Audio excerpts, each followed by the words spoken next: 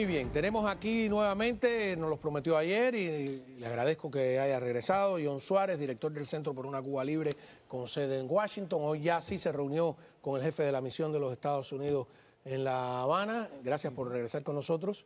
Y tenemos a Miguel Cosío, nuestro gerente general, que se reunió ayer y hoy. Has tenido dos reuniones con el embajador, tiene categoría de embajador. Miguel, bueno, ya Miguel y yo nos peleamos en la radio, eso fue tremendo ahí.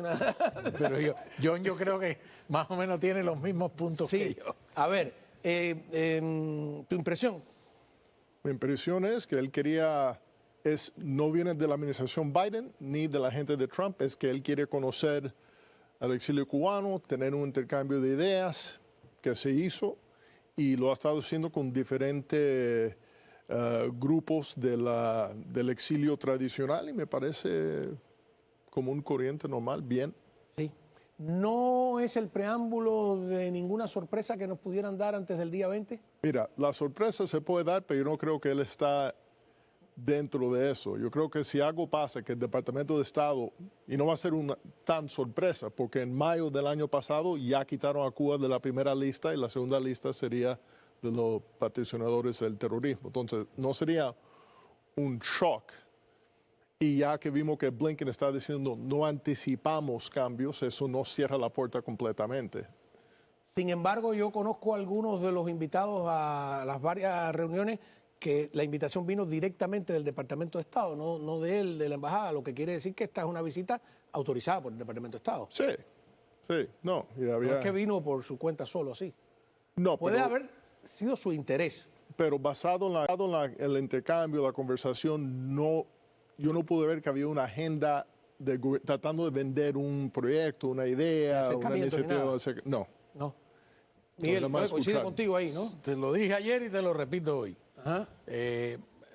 Primero por el personaje que es. Es decir, Mike Hammer es un diplomático de carrera, 36 años. Si tú revisas su hoja de servicio, ha sido enviado especial para el Cuerno Africano, estuvo en la salida de Joseph Kabila, el hijo de Laurent Kabila en el Congo, un paso importantísimo, porque Laurent Kabila, recordemos que el Che Guevara incluso estuvo en el Congo a principios de los 60, en el fracaso estrepitoso, el primero de sus guerrillas que tuvo, y estaba Laurent Kabila, y después fue una dictadura, bajo Joseph Kabila fue una dictadura, y en el momento de la confirmación, el presidente Trump nombró a Mike Hammer, no fue Obama, fue el presidente Donald Trump, lo nombró embajador en el Congo.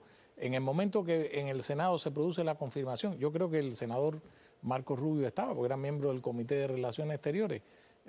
Una de las preguntas que recuerdo que le hicieron fue, bueno, ¿y cómo va a lidiar con un personaje como Joseph Kabila? Asesinatos, violaciones, una dictadura.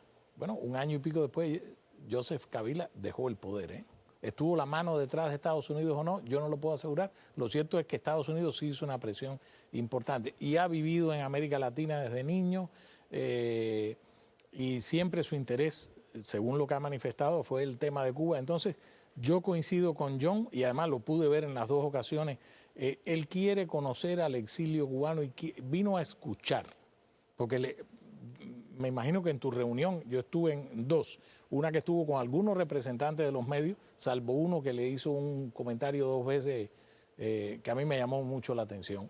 Me reservo el nombre porque uno no está aquí para levantar falsos, pero sí me llamó la atención la observación que le hicieron. Y luego el día de hoy en una reunión donde estaba el presidente de la Fundación de Derechos Humanos, Tony Costa, estuvo María Huerlao, Enrique García, el embajador Otto Ray, que por cierto había sido jefe de Mike Hammer en su carrera diplomática, estuvo Jim Kayson, el embajador y jefe de la misión en Cuba, estuvo Juan Antonio Blanco, estuvo Rosa María Payá, que es muy interesante, estuvo Magdalí Hidalgo, estuvo nuestro colega Mario Pentón y alguien más estuvo. Pero la impresión que yo tengo es que cada una de las personas que estuvo en esta reunión le planteó un ángulo diferente, un tema diferente, en el que todos coincidían en la necesidad de que la dictadura cubana... Se habló, por ejemplo, de la reciprocidad diplomática que no se cumple con Cuba. Sí, me reservo los nombres de quienes se lo plantearon y la explicación profunda que le dieron. ¿En la reunión de ayer o en la de hoy? En la de hoy. Interesante. Pero bueno, dejo que John también cuente un poco. Porque este tema de la reciprocidad me parece importantísimo, ¿no? Sí, y también yo creo que el tema bueno, obviamente, la reciprocidad, el tema de estar al lado de las víctimas, no los victimarios, la cuestión de los MIPIMs y la disidencia cubana, la cuestión de las sanciones. Yo creo que se pudo tocar todo y obviamente un gran tema es el tema de los presos políticos, que eso también se tocó y se profundizó sobre eso, obviamente. Especialmente hoy que tuvimos el tema que en la mañana, a las 8 de la mañana, se llevaron a Oscar Elías Licer y lo liberaron hoy por la tarde, pero eso todavía estaba en juego en esa hora. ¿Y qué dice él que no sea secreto, digamos, que sea publicable? ¿Cuáles son sus impresiones? Porque apenas él dice que está aprendiendo sobre Cuba. Yo no sé si esta es la hora de ponerse a aprender sobre Cuba.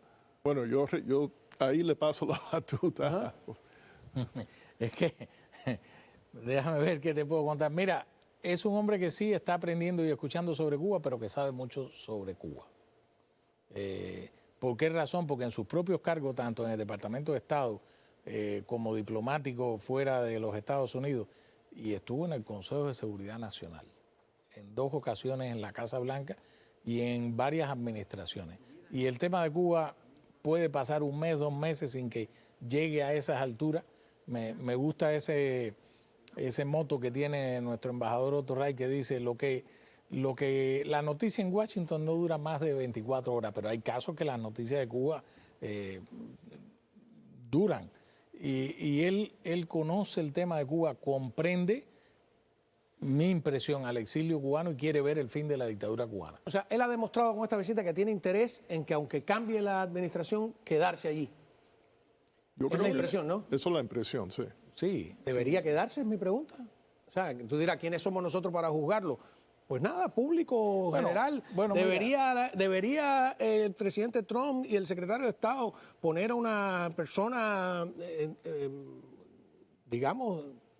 Mira, ese tema salió... Decía Rosillo aquí que si fuera él quitaba a todos los embajadores y dejaba solamente, iba uno por uno. Mira, esa fue una de las preguntas que a cualquiera le puede venir a la cabeza, que se le hizo, fue el primer día, y él respondió de manera muy directa: yo no tengo ninguna garantía de que el día de mañana me llamen y me digan, oye, usted lleva aquí 1 mes y medio. Yo llegué a La Habana el 14 de noviembre del 2024 y el 21 de enero, por decirte un ejemplo hipotético, me dijeron, ¿sabes qué? Recoge los cheles y vete para la casa de nuevo. Dice, pero eso, yo no pienso en eso, yo pienso yo tengo 36 años de carrera, fue una pregunta directa que se le hizo, y me gustaría el tema de Cuba que finalizara con la libertad de Cuba y yo por lo menos poner un granito de arena y vivir esa experiencia, pero si no me toca, no me toca. Es decir, la impresión que me dio... Un poco frívolo eso, ¿no? La impresión que me dio Juan Manuel quiero estar el día que... Yo también. Se levanta el circo. Yo también. Esa frivolidad la vi yo en la prensa. Yo no lo veo como durante mucho tiempo. NBC, CBS, querían estar con burós en La Habana porque el día que se muera Fidel quieren estar ahí. Entonces me parece una frivolidad. Hay de por medio presos políticos, hay de por medio. Pero si la libertad de gente. Es una. No, no es una frivolidad. Bueno, a mí me parece. Perdona, no es una frivolidad. No. Digo, el proceso de la verdad después de 66 años, y eso fue lo que cada uno, porque además hubo muchas críticas a las distintas políticas, no administraciones demócratas solamente y republicanas también. Y la otra pregunta, para irnos a la pausa y regresar, ¿es la hora de la diplomacia o es la hora de otra cosa? Ya volvemos. No, muy bien, continuamos con esta discusión, la podemos dejar pendiente, la del embajador, y hablar un poco de qué esperas tú, porque hay mucha esperanza en la calle, yo lo palpo con la nueva administración, el tema de Venezuela y el tema de Cuba, ¿no? Empecemos por el de Venezuela, ¿qué va a pasar el día 10? No sé, yo creo que primero tenemos que quitarnos el sombrero a María Corina Machado, a Edmundo González, que han jugado un papel bastante fuerte, y la oposición venezolana para poner a desnudo el robo ese de las elecciones del 28 de julio pasado y subirle la parada con la lucha cívica no violenta desde ese momento y respaldarlos. Yo creo que hay una protesta ahora el 9 de enero aquí en el Doral, una misa en la mitad de la caridad. Yo creo que la comunidad cubano-americana debería acompañar a los venezolanos y apoyarlos en este momento. Segundo, en términos de esta administración, yo todavía tengo las esperanzas con la administración entrante, pero tengo las pesadillas con la administración que está saliendo del poder. Hasta el 20 de enero lo tengo en la Almería. El 24, las familias americanas, y eso está organizado en gran parte por Joseph Connor, que Frank Connor era uno de los 4 que mataron en la taberna Francis Tavern el 24 de enero de 1975, un grupo de las Fuerzas Armadas de Liberación Nacional, puertorriqueños terroristas respaldados por La Habana, metieron una bomba, mataron una cantidad de gente, herieron mucho más, y esos familiares se van a reunir en Nueva York. Yo creo que es importante estar dando eco y recordando eso antes de este aniversario. El 24 de enero es cuando van a tener la ceremonia en Nueva York. 4 pero días antes después de eso, de la Asunción. Sí, pero antes se tiene que tocar eso. Cuando están diciendo, bueno, ¿cómo tú dices que Cuba patrocina el terrorismo? Bueno, tenemos este ejemplo aquí clave. Y el señor que estaba haciendo las bombas, que mató a estos americanos en suelo americano, en Nueva York, Guillermo Morales, hoy en día está en Cuba protegido por esa misma dictadura. Y cuando la administración de Biden el año pasado pidió quitar a Cuba de la lista de los países no cooperando con el tema del terrorismo, este señor, Joe Connor, el hijo de Frank Connor, mandó una carta al Departamento de Estado pidiendo, oye, si eso es verdad, piden al gobierno cubano devolver a este señor para mi familia tener justicia aquí en Estados Unidos. No se les respondieron a ese pedido. Y yo creo que eso se tiene que tocar y decir, oye, es un Estado terrorista, lo ha sido siempre. Han conspirado en asesinatos en tierra americana. Lo más reciente que conocemos es Colombia en el 2019, por eso fue devuelto a la lista. Y ahora están torturando venezolanos, apoyando a la dictadura en Nicaragua y tienen soldados luchando para Putin en Ucrania. Por favor. Totalmente de acuerdo. Y sobre todo, que la carta que está mencionando John de Joseph Connor, la carta se la dirigió no al Departamento de Estado solamente, a Anthony Blinken, al todavía secretario de Estado. Y eso ha quedado ahí. Y no Guillermo Morales, está Assata Shakur en Cuba todavía. Es decir, ¿dónde está la coherencia política? La coherencia política es decir, te saco de esta lista, pero te mantengo en esta. Yo acabo de leer hace poco menos de un mes el reporte del Departamento de Estado sobre... hay 3 reportes importantes que son el de derechos humanos, 4, el de derechos humanos, el de libertades religiosas, el de trata de personas y el de terrorismo. Cuando usted abre el de terrorismo y dice, vamos, ¿qué países están? Ahí están. Norcorea, Corea del Norte, Irán, Siria y Cuba. Cuba el primero. Entonces, la coherencia política es una de las cosas que le ha faltado a la política exterior de los Estados Unidos hacia el continente y hacia las dictaduras como la de Cuba, Venezuela y Nicaragua desde hace mucho tiempo. Entonces, el asunto de fondo es que si nosotros pensamos en la posibilidad de que la administración Biden en su cierre saque a Cuba de la lista de países terroristas. ¿Otra medida? No, pero vamos Porque a poner sorprendieron, oye, un día antes Pero de vamos- irse Obama, hizo 2 cosas. Uno, le quitó la saco visa de al mojados. plan de los médicos que se asilaban y la regulación de pies secos y mojados, que son las 2 que recuerdo. Sí. Eso fue un día antes. Sí. Por eso tú dices que hasta el último día Exacto. uno está en ascuas de que qué va a pasar. Claro, pero... Y hay una campaña abierta desde La Habana y las personas Ok, que apoyan pero- de alguna u otra manera Pero La Habana ahora aquí pensemos, también. estamos de acuerdo, pensemos en términos políticos.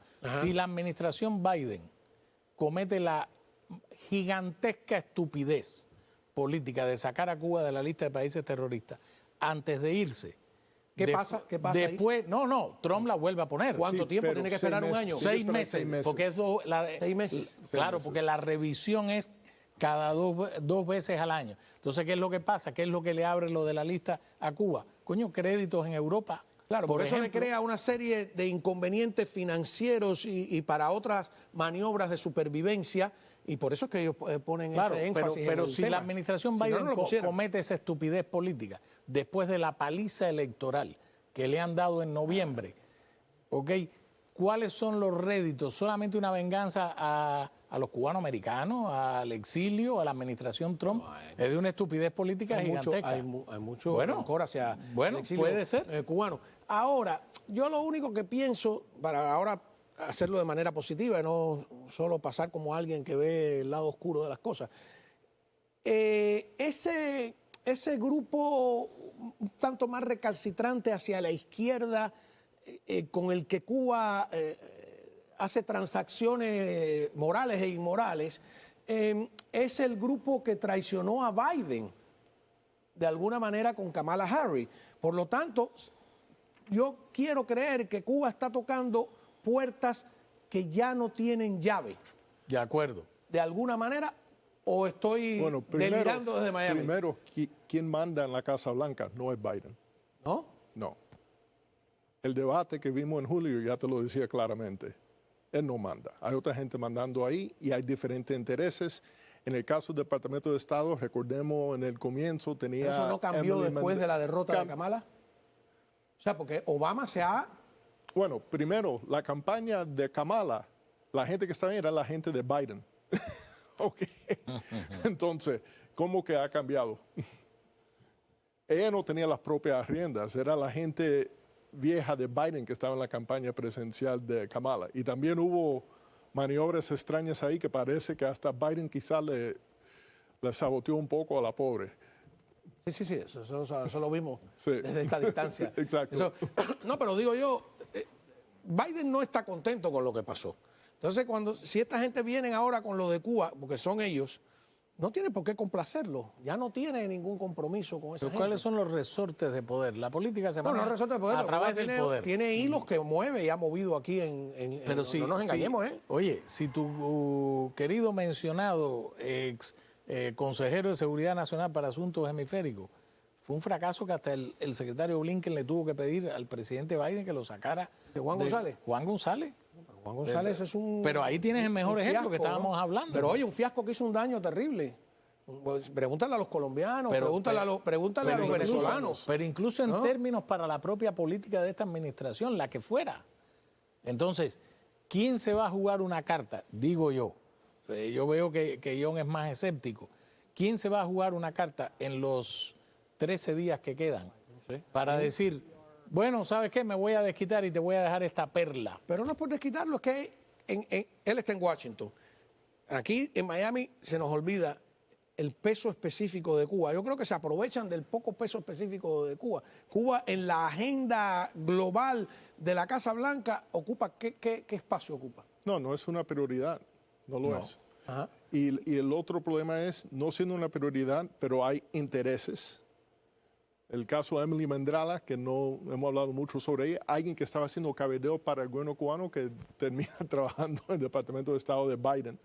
Y hay otros. Y obviamente vimos el caso del el embajador Rocha. Me imagino que hay otros también que mueven y están avanzando esa agenda. Por eso es tan importante estar recordando, alerta, pero también recordando la naturaleza de ese régimen y debatiendo en los medios. Los agentes de influencia del régimen están haciendo su trabajo, nosotros también tenemos que hacer nuestro trabajo de responderle. Tú estás en Washington, eso que yo hablo en el artículo hoy de Diario de las Américas. Los diplomáticos cubanos se mueven libremente en Washington, pueden visitar el Capitolio. Sí. Los diplomáticos norteamericanos en La Habana no pueden visitar la Asamblea Nacional de Cuba, no pueden visitar el Palacio de las Convenciones, no pueden reunirse con un legislador. Las universidades. No Van a en cualquiera, en Berkeley, cogen un avión y se van a Berkeley. ¿No tenían una reunión en una biblioteca? ¿Dónde era? No, librería. En una librería. Sí, de un library. Books and Poets. No, una librería, bookstore. Un bookstore. Ok. Ajá, porque library es biblioteca. Sí, sí, no, una librería. Ajá, ¿y qué pasó ahí? Nosotros dimos a conocer lo que estaba ocurriendo y le mandamos una pregunta al Departamento de Estado. ¿Hay reciprocidad? ¿Ustedes pueden hacer eso en La Habana? Y lo dimos a conocer. Y de pronto el régimen, la embajada de la dictadura, lo canceló. No, y te encuentras cosas tan... Ahora yo estuve en Boston y la alcaldesa, que por cierto es de ascendencia, yo creo que taiwanesa, pero sin embargo es bastante de izquierda. En la municipalidad de Boston hicieron una votación pidiendo el levantamiento del embargo y que sacaran a Cuba de la lista de países no terroristas. Es una campaña que han estado haciendo. En una de las municipalidades de Nueva York hicieron también, en Virginia tengo entendido. No, en Washington. En Washington mismo. En Washington mismo, que hay el Consejo de la Ciudad es ultra izquierda. Estaban liberando a delincuentes, reduciendo a la policía, que se puso Washington, que no se podía caminar por la calle. Y ellos también sacaron eso. Nosotros estamos repartiendo información y haciendo un ruido también sobre ese tema cuando ocurrió. Claro. Sí, sí, sí. O sea que, y ahí hay un tema diplomático muy importante. Esta gente, y antes cuando era oficina de intereses, ellos no podían técnicamente salirse de las 25 millas alrededor de la oficina de intereses. Hoy que son embajadas, lo pueden hacer por todas las ciudades de los Estados Unidos. Bueno, espera, No. eso fue ¿Tienen parte, no, eso fue parte de la reciprocidad. Así porque es. durante esos años, pues estamos hablando, la sesión de intereses empieza en el 77 con Carter. Y entonces termina con Obama cuando abren la embajada. Y durante ese periodo había momentos donde los diplomáticos americanos podían ir por todo el país y entonces el régimen puso las restricciones y bajo administraciones republicanas hubo reciprocidad y lo limitaron. Entonces venía alguien que quería complacerlo y entonces lo dejaban andar por todo el país. No, pero además hacía un truco, una manera por ejemplo, iban a regresar a Cuba y en vez de regresar directamente en un vuelo desde Nueva York, lo hacían con una escala en Miami. Se reunían aquí en un hotel, que el FBI sabía exactamente, y se reunían ahí con todos los procastristas de Miami. Pero hay una cosa muy importante. Tú señalaste que ellos utilizan la migración como un arma. Un arma. Pero solo con los demócratas. Piénsalo. Claro. ¿Cuándo ha habido un éxodo masivo bajo una administración republicana? Nunca. Nunca. Ni de los 60. Ni los, Camarioca. Eso fue Johnson. Johnson. Carter en el 80. 94. 94. ¿Por qué? Y con Obama, entre 2014 y 2017 15. hubo 120,000 que entraron y ahora con Biden. 850,000. Es el éxodo más grande de la historia de Cuba. Sí. 850,000. El dato en menos lo de dio 3 años. US Customs and Border Protection. En menos de 2 años. No, 3 años, porque 2 años y pico fue. Del 2022 al 2024. ¿Por qué? Porque ellos saben dónde hay peligro. Y con la administración republicana saben que si utilizan esa arma, ellos van a responder que es una cuestión de seguridad nacional y le puede poner en problema la supervivencia de ese régimen. ¿Saben ¿De qué manera puede ponerlo? Porque hay muchas expectativas.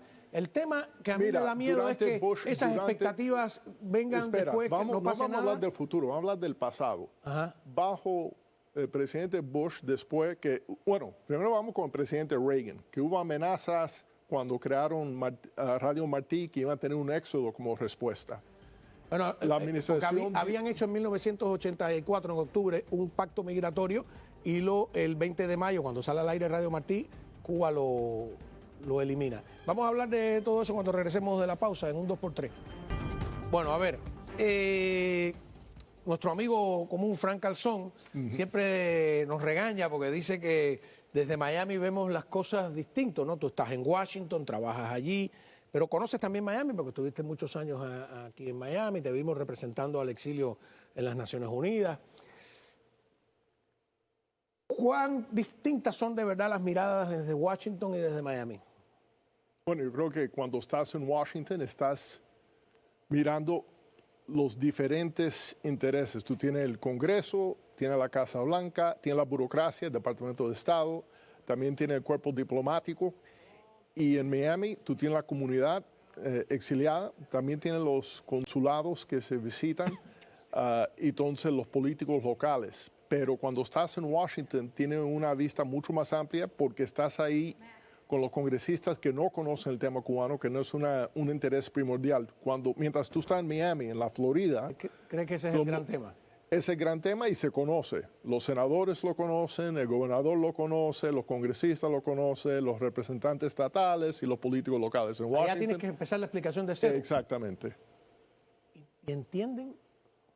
Algunos sí, algunos no. Eso es el trabajo, es darse a entender. Y también la otra diferencia, en Miami tú no tienes la embajada cubana con sus representantes haciendo el mismo trabajo y chocando con ellos. Eso hay que pararlo, que la embajada cubana esté ahí cabildeando en Washington, mientras la embajada norteamericana no puede hacer lo mismo. Porque no es que están reuniéndose con Pepe o con Juancito en la esquina, se están reuniendo con los senadores, se están reuniendo con los congresistas, se están reuniendo incluso con los secretarios, porque tienen las secretarías allí a sus manos. Entonces, y creando ambiente, es una cosa peligrosísima, muy, muy peligrosa. Que Enrique García, que sé que estuvo también en la reunión, lo había advertido hace muchos años. El peligro de las relaciones diplomáticas es que Cuba, como otras naciones, pero Cuba con mucha efervescencia, usa la fachada diplomática para labores de espionaje, para labores de subversión, para labores de adelantar su agenda. Y entonces es un dolor de cabeza. Enrique dijo ahí en la serie de La Isla de los Espías, es mejor no tener relaciones con ellos. Es mejor, no ganas nada, no se gana nada teniendo relaciones con ellos. Y eso es lo que yo, desde mi apasionamiento a lo mejor, bueno, veo, depende, ¿no? yo creo que depende de una cosa. Yo creo que con la administración Reagan, por ejemplo, cuando ellos entraron, la administración Carter quitó a Cuba de las sanciones de los viajes, levantaron esa parte del embargo. Reagan llega, regresa eso. Abren Radio Martí, ponen a Cuba en la lista de países terroristas en el 82. ¿Por qué? Porque tenían pruebas que Cuba estaba en el negocio del narcotráfico, generando recursos para comprar armas y dinero para el grupo terrorista M-19 en Colombia, que de casualidad Gustavo Petro era miembro y también Claudia Sheinbaum, el presidente actual de México. Ponen a Cuba en esa lista, pero no cierran la sección de intereses en La Habana. Es que una vez que esas cosas se abren es muy difícil darle marcha atrás. Pero si alguien le iba a dar marcha atrás, iba a ser Ronald Reagan. La cuestión es por qué no lo hizo. ¿Por qué? Yo creo que porque podían trabajar en ese momento porque ahí había reciprocidad. Los diplomáticos estaban con acceso al país entero.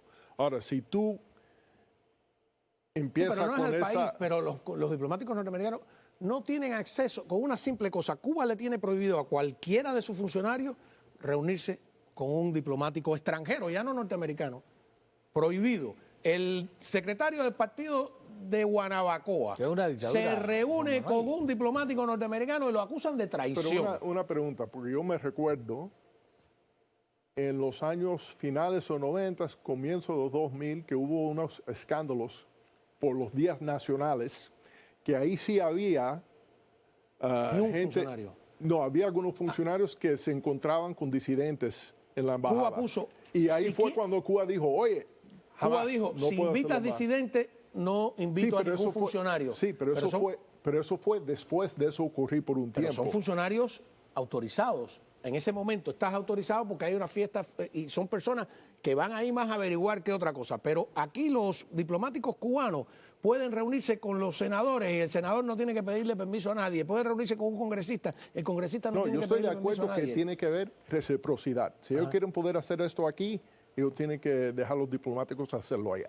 Punto. Y eso es la cosa. Y entonces la cuestión es, ellos van a medir si ellos quieren tener acceso a los senadores, si van a permitir que esta gente tenga acceso a los funcionarios allá. Ellos van a medir eso. Pero tú tienes que... Un miembro del ejército ni jugar en Cuba. El que lo vea, un miembro del ejército cerca de una Eso no embajada. va a ocurrir.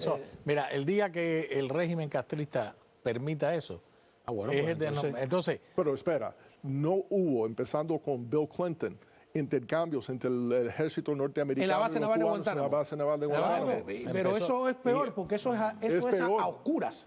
Eso se hace, se filtra, se sabe, no sabemos qué pero oscura negociaron, no, qué eso de hablaron. gobierno, yo estoy en contra, yo coincido con John, pero no era Por eso oscura, digo, eso. ese Y no se es ha el tipo de mantenido encuentro. además.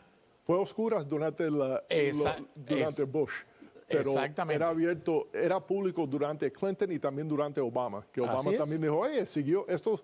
durante el periodo de Obama W. Bush. envió un memorándum que a mí me Horrible. parece peligrosísimo, Sí. donde le daba instrucciones a la comunidad de inteligencia estadounidense de que encontrara puntos de contacto para trabajar en Una conjunto locura. con la inteligencia cubana. No.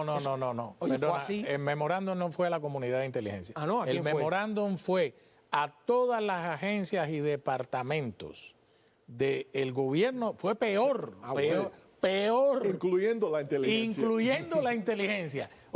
Vaya, incluyendo. Y que tuvimos aquí Es más, el director de la CIA se reunió, John Brennan, se Con reunió el hijo de Raúl. con Alejandro Castro Espín, el tuerto. Una cosa de loco. Entonces, Pero además vino aquí el jefe de inmigración de Cuba, que era un coronel, creo, del Ministerio del Interior. No, siguió viniendo. Vino y a la base de Cayo Hueso, vino al edificio de inmigración, que es un punto de interés Pero para la si inteligencia vinieron al castrista, aeropuerto porque tuvo de Miami. tuvo ahí a Y Mariano y Fajet. otros puertos de Estados Unidos Y también, otros que puertos- también otros congresistas que no son cubanoamericanos Ya.